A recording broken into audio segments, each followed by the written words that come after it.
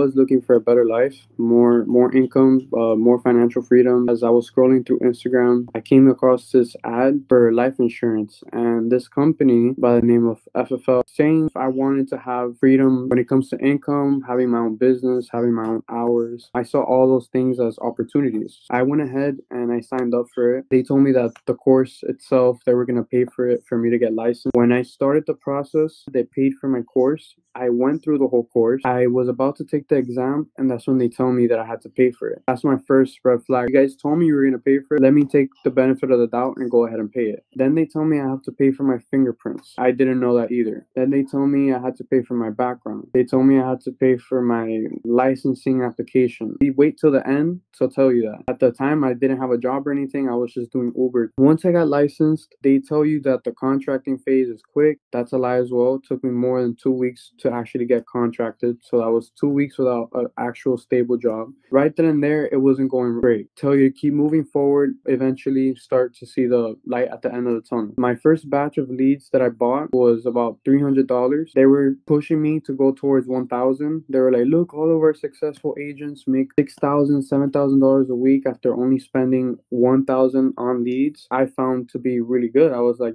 if that's true, then I'll do it. I went ahead and paid $300 for the first batch. I only got one sale. For that one sale, it was about $400 that I haven't seen yet. It was an elder man. He was about 68. And he told me that he was living under Social Security. He didn't have a job, so he had a set income for the month. It was the 3rd or the 2nd of July that I got that sale. He told me that it was the beginning of the month, so he was completely depleted from his funds, from what he initially got for Social Security. Something that they taught me when I got my license is you're there at the benefit of the family. If they have any signs of not being able to pay, then you shouldn't go with that deal. This is my first job when it comes to life insurance. I called my supervisor and I told him the situation. He just kept pushing for me to get the sale. And he told me, look, just put the initial premium to be for next month. That way, when he gets his check, that could get withdrawn and you get paid. But then and there, he was just very pushy. I haven't seen that money yet, waiting to see what happens, but I might not be able to pay it. That's chargeback that I have to pay back. Something that they don't tell you. They wait till the end, so you're in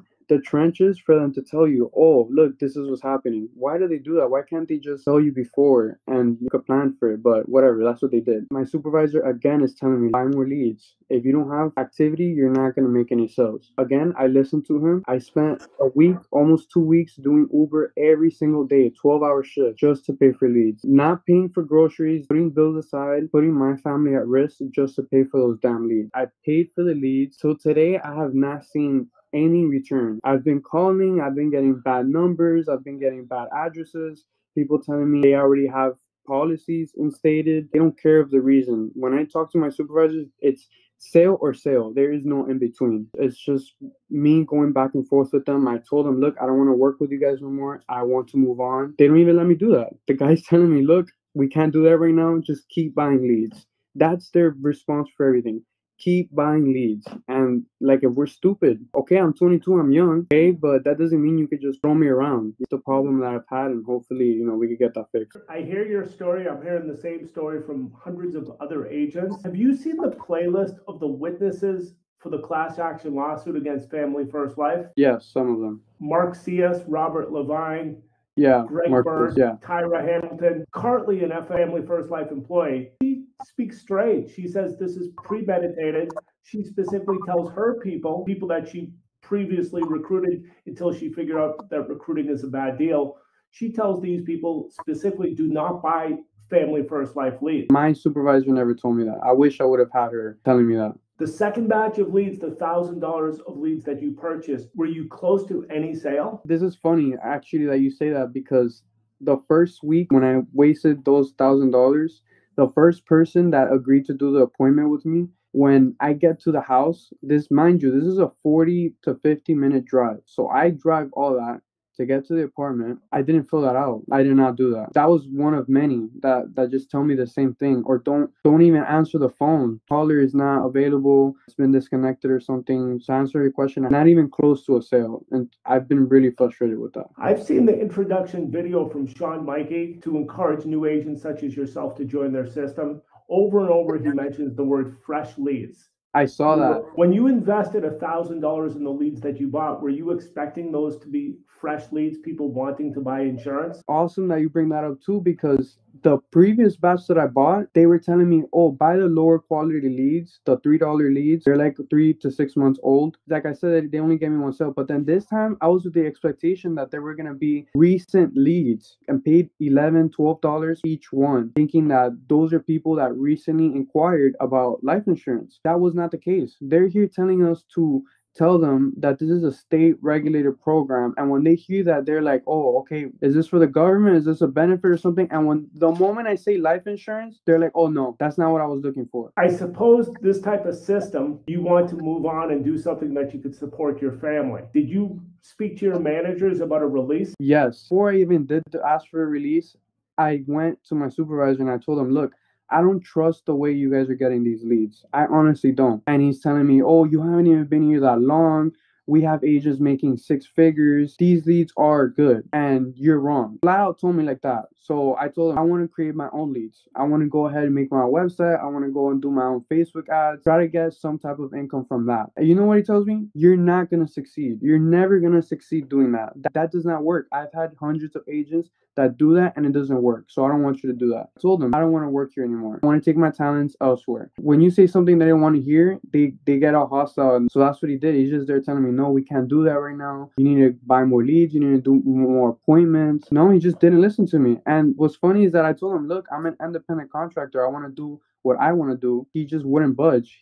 After the call, he sends me a text message telling me to keep buying leads and dialing them. Like if he didn't just have a conversation with me about that. It's like it goes through one ear, comes out the other. Did you request the lead money back after you found out that it's bogus leads, not fresh people interested in purchasing a life insurance policy? As someone who's never been in this situation before, I've never dealt with that. So I didn't even know that was a possibility. To me, it was like, oh, look, I just got messed by the system again. I didn't see any form of solution for that. I just wanted to get out, and they don't even want to give me that. Anytime a company or a person defrauds you, the normal step to take is to request to be made whole. In the state of Florida, I know they've got very strict laws about fraud, treble damages, time and effort. Anytime a company lies to you about anything to cause you to act, to do something, you should be made whole.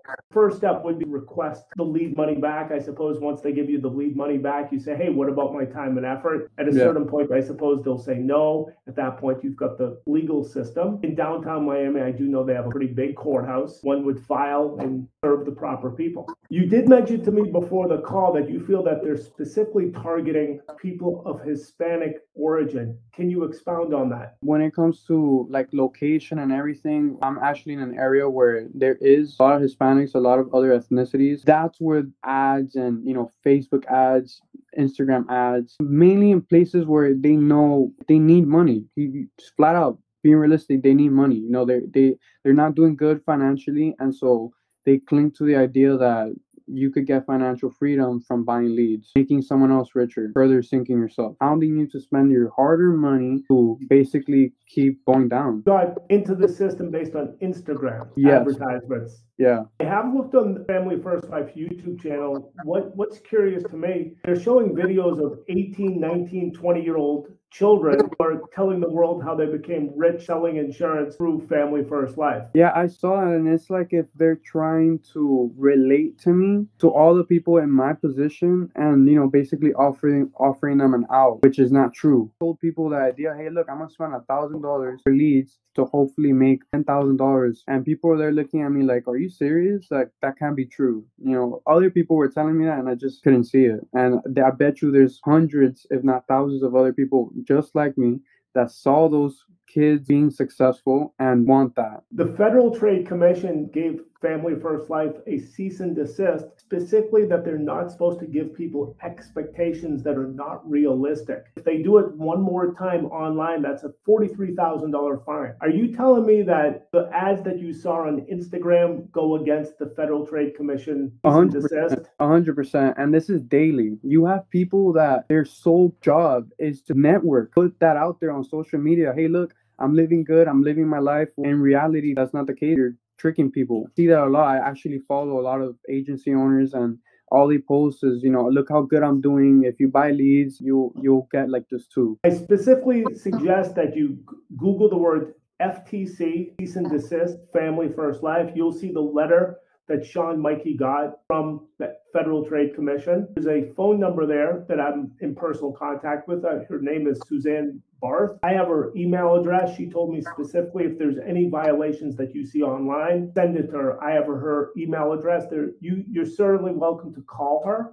She'll give you her email address as well. There is an email address there. There's a phone number. Send that to my office, david@naaip.org. Whatever proof you have, it's a $43,000 fine. I suppose a lot of the private conversations, the private SMSs have violations. Yeah. If there's anything you could do to cause this company to adhere to the law. A lot of the times they also do it over the phone. There's 8 or 9 states where it's illegal to record conversations. Florida is one of those states. Suppose your testimony has weight. The videos and advertisements that are on Instagram cause you to initially join their business opportunity venture. Once I got on the phone with them, I was at a certain level of excitement when I saw the ad. But then once I got on the phone with them, it was like they elevated it, inflating everything. And the lady herself was telling me, I spent $1,000 one week and I made 9,000 that very week off leads. You could do that too. And when I heard that basically, I was like, hey, look, I'm on board. No more, that's it. I'm doing it. If that was recorded, that would be a $43,000 fine. Your affidavit, your statement saying that this is what convinced you to spend $1,300 has weight. So definitely send that over to Suzanne Barth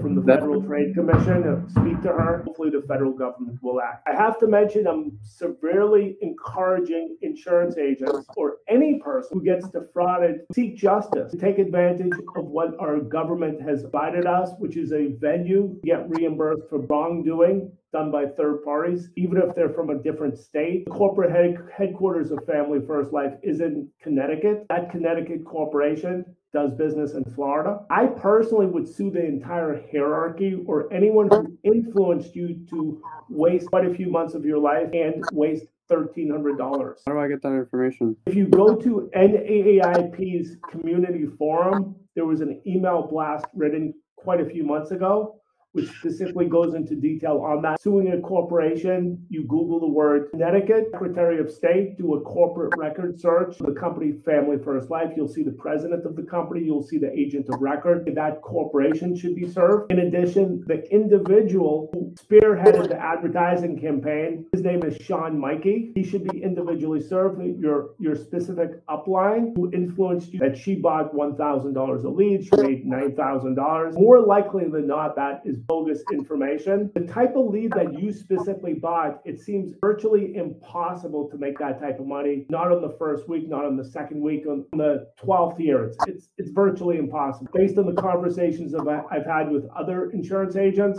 there's no type of control when it comes to leads. I don't know where they went from, when they were actually produced.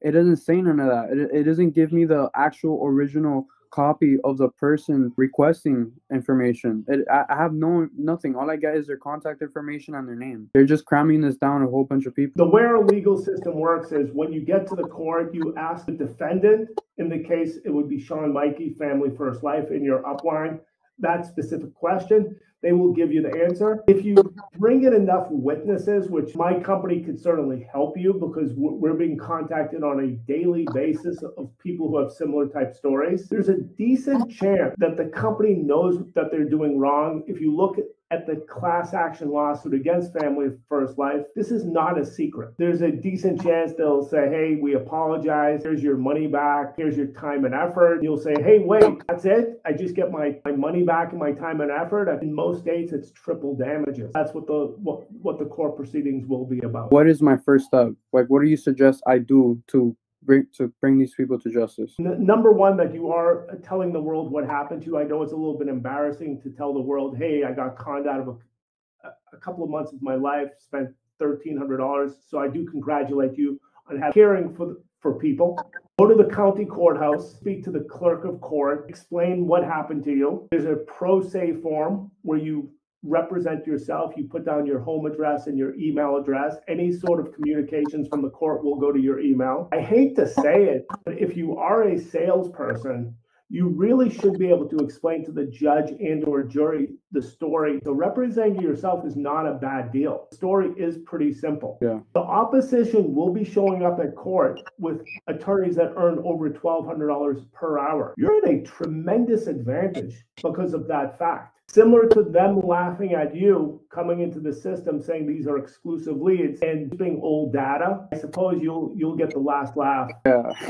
As you know, they're spending $100,000 on a relatively simple case. Corporations must be represented by counsel. Okay. An individual can represent themselves.